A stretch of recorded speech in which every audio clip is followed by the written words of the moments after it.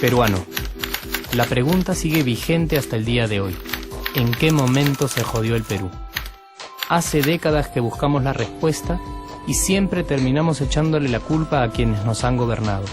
Es más fácil decir que nuestro Perú se hundió por la reforma agraria de Velasco, porque el arquitecto no le dio importancia al terrorismo, por culpa del primer gobierno de Alan y su tren cargado de inflación e inoperancia económica, por culpa del autogolpe, los Vladivideos y la corrupción en el gobierno Fujimori, por culpa de los whiskies y la hora cabana, por culpa de la mayoría de la clase política que gobernó y gobierna el Perú y que sigue viviendo en el escándalo y en la corrupción.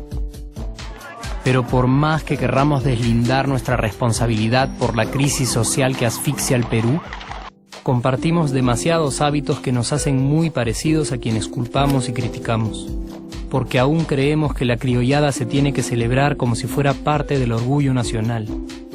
Somos vivos y por eso compramos facturas para pagar menos impuestos. Ganamos los trabajos no por nuestro esfuerzo o talento, sino gracias a una pequeña coimisión. Nos colamos en la fila para que nos atiendan primero, aceleramos en ámbar y nos pasamos la luz roja, porque así llegamos más rápido. Somos tan vivos que si no encontramos estacionamiento, nos ponemos en el espacio azul reservado para las personas con discapacidad. Robamos la señal de cable, robamos electricidad y no nos consideramos ladrones. Reclamamos que haya justicia y se acabe la corrupción, pero le pagamos 5 soles a un policía para que no nos ponga papeleta o al juez para que abogue por nuestra causa.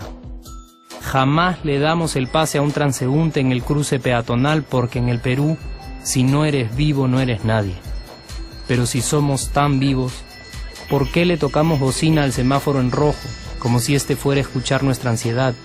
¿Por qué tiramos la basura en la calle, como si la ciudad perteneciera a cualquiera menos a nosotros? ¿Por qué nos quedamos callados y no protestamos cuando el chofer de la combi no deja de cometer imprudencias? ¿Por qué estamos tan interesados en saber qué vedette trampea con qué jugador, en vez de conocer algo sobre nuestra historia, nuestra economía, nuestra literatura, o al menos saber cuáles son nuestros derechos más elementales? ¿Por qué sentimos que se nos hace un favor cuando un empleado del Estado nos atiende? ¿Por qué dejamos que un panetón sea el mejor argumento de un político para llevarse nuestro voto? ¿Por qué cuando alguien hace algo bien, decimos que parece hecho en el extranjero, como si eso fuese más meritorio? ¿Por qué no nos sentimos orgullosos de nuestra diversidad cultural? ¿Y por qué, si somos tan vivos, seguimos alimentando este círculo vicioso que no nos deja avanzar como sociedad y nación? Es cierto que nuestros niveles educativos dan pena, y si queremos llegar a ser un país con posibilidades de desarrollo, se tiene que invertir en escuelas y capacitar a los maestros. Pero ¿de qué nos servirá una buena educación fuera de casa cuando dentro educamos a nuestros hijos dándoles el peor ejemplo? Es cierto que se necesitan medidas urgentes para frenar la ola de delincuencia y violencia que azota al país. Pero ¿de qué nos servirá pacificar las calles cuando en nuestros hogares la violencia física y psicológica parece haberse institucionalizado? Es cierto que se necesita una verdadera reforma judicial para que en el Perú se pueda hablar de justicia, pero ¿de qué servirá lograrlo cuando la mayoría de nosotros sigue avalando la ley del más fuerte, del más rico, del más vivo?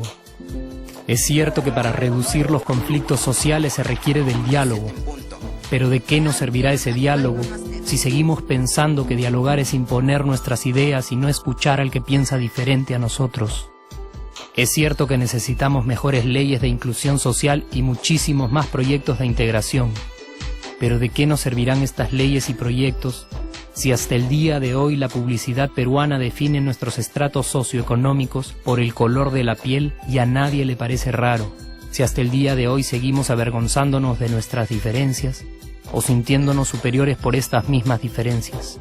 Es cierto, es mucho más fácil echarle la culpa de absolutamente todo a nuestros gobernantes, pero la realidad es que el Perú se hunde en exacta proporción a esa viveza que alimentamos todos día tras día. Sí, somos nosotros la materia prima con la que se hace este país, y si no corregimos nuestros hábitos, Si nuestra materia prima sigue adulterada, cualquier producto que hagamos también saldrá adulterado. Y por más logros que obtengamos en nuestra economía, en los deportes, en las artes, en nuestra cocina, por más orgullosos que nos sintamos de nuestros representantes, de nuestra historia, de nuestras maravillas o de nuestra creatividad, si no cambiamos estos hábitos, seguiremos preguntándonos ¿en qué momento se jodió el Perú? Yo ya estoy harto de esa pregunta.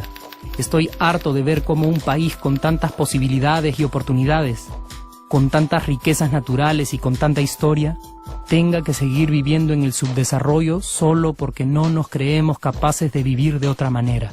Estoy harto de que las desgracias de nuestros vecinos sean nuestro mejor consuelo. Harto de que el sí se puede sea solo una frasecita hecha para un partido de fútbol y que no podamos aplicarla en nuestra vida. Aunque te cueste creerlo, sí podemos. Claro que podemos. Pero depende de que tú y yo comencemos a trabajar en ello de una vez por todas.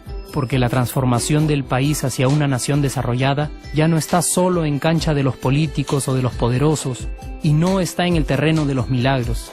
La transformación del Perú está en la capacidad que tengamos de hacernos responsables de nuestros actos y de rebelarnos contra nuestra viveza. La transformación del Perú está en ti y está en mí. Está en todas nuestras organizaciones y en la posibilidad de trabajar juntos con verdadera responsabilidad social. ¿Qué pasaría si cambiamos la pregunta? Si por ejemplo ahora te pregunto, ¿en qué momento se arregló el Perú? ¿Qué me dirías?